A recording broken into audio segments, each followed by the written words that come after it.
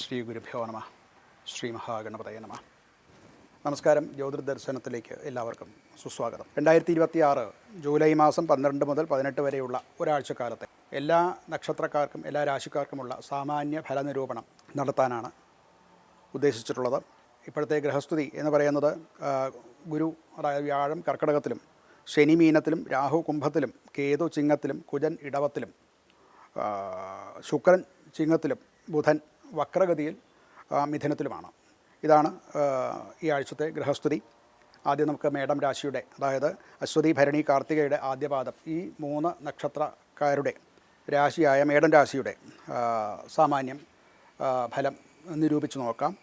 ആഴ്ചയുടെ ഒന്നാമത്തെ പകുതിയിൽ സൂര്യൻ ആത്മവിശ്വാസം, അതുപോലെ പ്രവർത്തന വേഗത ഇതൊക്കെ ഉണ്ടാക്കും.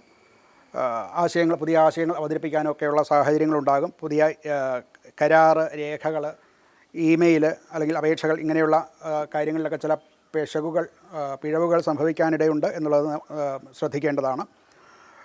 ഓരോ രേഖകളും പരിശോധിക്കുമ്പോൾ അത് 2 തവണ പരിശോധിക്കാൻ ശ്രമിക്കുക.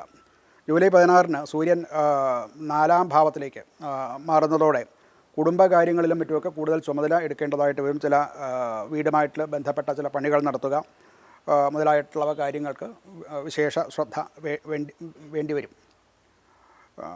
സർക്കാർ ജീവനക്കാർക്ക്, അതുപോലെ ഭരണപരമായിട്ടുള്ള ചുമതലയുള്ളവർക്കൊക്കെ അനുകൂലമായിട്ടുള്ള കാലമാണ്. ചില പുതിയ ഉത്തരവാദിത്തങ്ങൾ അവർക്ക് ലഭിക്കാൻ സാധ്യതയുണ്ട്. ബിസിനസ് നടത്തുന്നവർക്ക് പഴയ നിക്ഷേപങ്ങൾ വേണ്ട വിധത്തിൽ മാനേജ് ചെയ്യുകയല്ലാതെ നൂതന നിക്ഷേപങ്ങൾ നടത്താതിരിക്കാൻ ശ്രമിക്കേണ്ടതാണ്.